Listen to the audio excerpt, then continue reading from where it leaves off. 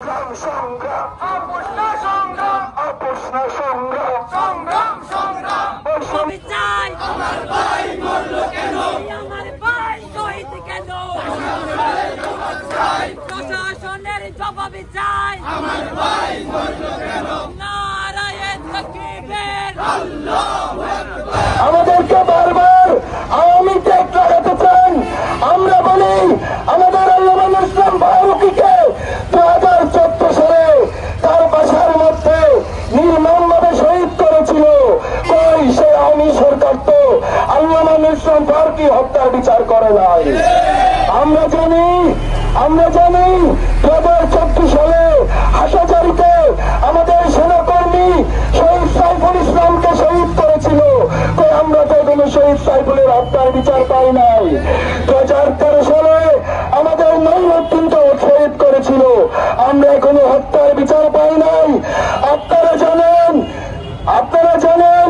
18 ইলেকশনে এই মালিয়ারার মধ্যে আমাদের সেনাকর্মী শহীদ আবু সাদেককে নির্মমভাবে শহীদ করেছিল সেই হত্যাকাণ্ডের বিচার আমরা কোনো পাই নাই তাহলে কেন আপনারা আমাদেরকে সুন্নিদেরকে বারবার আওয়ামী টেক লাগিয়ে আমাদেরকে বাংলার রাষ্ট্র থেকে ধরে রাখতে চান দলকে সমাবেশ করতে নানান ধরনের বাধা তারা প্রদান করে রইসুদ্দিনকে হত্যা করা হয়েছে গতকাল থেকেই ঢাকা চট্টগ্রাম সহ পুরো বাংলাদেশ আন্দোলনে একাকার হয়েছে আমরা অত্যন্ত বিনয়ের সাথে জানাতে চাই স্বরাষ্ট্র মন্ত্রণালয় এবং স্বরাষ্ট্রমন্ত্রীকে এখনো ঘুমাচ্ছে এরকম অতর্ব স্বরাষ্ট্রমন্ত্রীর পদত্যাগ দাবি করছি আমরা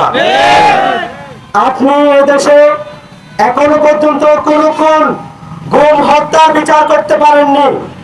এদেশের শান্তিপ্রিয় জনতা সুন্নি মুসলমান 26 এপ্রিল শত বাধা পেরিয়ে যেই সমাবেশ ঢাকার বুকে করেছিল সেটা তারা মেনে নিতে না পেরে আমার ভাই রইসুদ্দিনকে হত্যা করেছে সুন্নি জনতার এই জোয়ারকে আপনারা থামাতে পারবেন না আমরা স্পষ্ট ভাষায় বলে দিতে চাই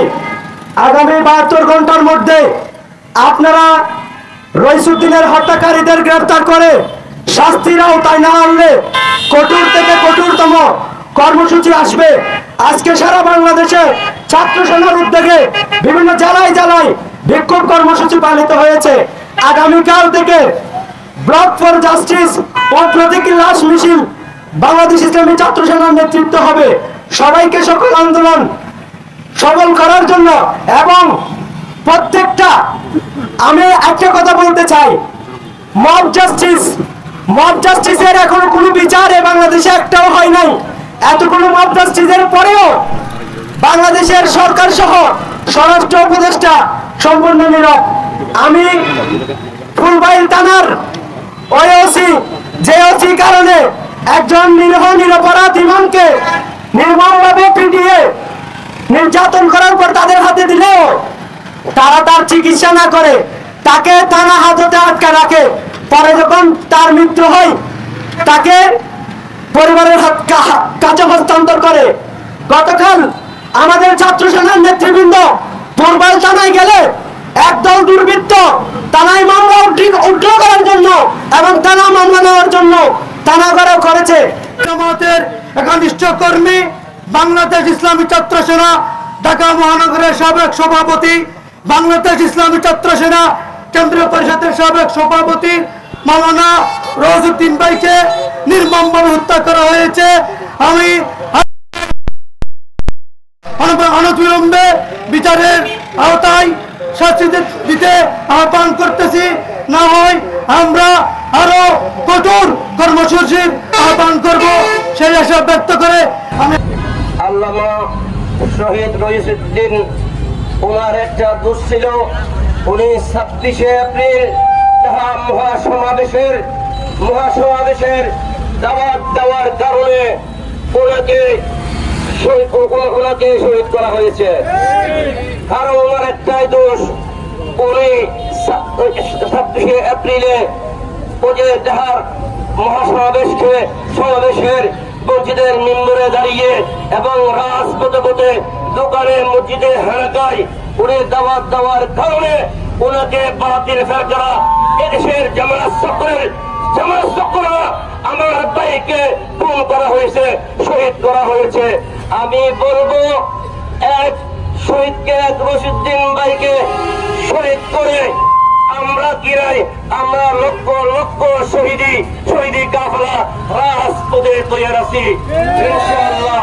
অবিলম্বে বলবো সুন্নাহর আলোকে হক কথা বলা হয়েছে, এগুলোর হাদিয়া তো সোনার মদিনায় পৌঁছিয়ে দাও। সমস্ত আল্লাহ সাহাবায়ে কিরাম, সুহাদায়ে কিরাম, আহলে বাইতে রাসূল সাল্লাল্লাহু আলাইহি ওয়াসাল্লাম, আউলিয়ায়ে কামিল, বুজুর্গানে দ্বীনের রূহে পাকের মধ্যে পৌঁছিয়ে দাও। আল্লাহ আমাদের সুন্নিয়তকে আল্লাহ প্রমোট করতে গিয়ে আল্লাহ সুন্নিয়তের জন্য যারা জান মাল কুরবান করে শাহাদাতের সূরা পান করে প্রত্যেককে সুহাদা ইসলামের রূহে পাকে পৌঁছিয়ে দাও। ফিলিস্তিন, কাশ্মীর, গাজা, আল্লাহ ইন্ডিয়া সহ বাংলার জমিনে तमाम নির্যাতিত শহীদ মুসলমানের রূহে পাকের মধ্যে পৌঁছিয়ে দাও। আমাদের মুরব্বীরা যারা যেখানে শুয়ে আছেন, আল্লাহ আমাদের ইমানদার মনোনারী যারা যেখানে শুয়ে আছেন, সারা পৃথিবীর ইমানদার নরনারী রূহে পাকের মধ্যে পৌঁছিয়ে দাও। আল্লাহ আমাদের শহীদ রইসউদ্দিন কাদের রূহে পাকের মধ্যে পৌঁছিয়ে দাও। তার কবরকে জান্নাতের আলা মাকাম বানিয়ে দাও। তার সুখাহত পরিবারকে সবরে জমিন দান করো আল্লাহ, কুদরতের সাহায্য তাদেরকে দান করো আল্লাহ।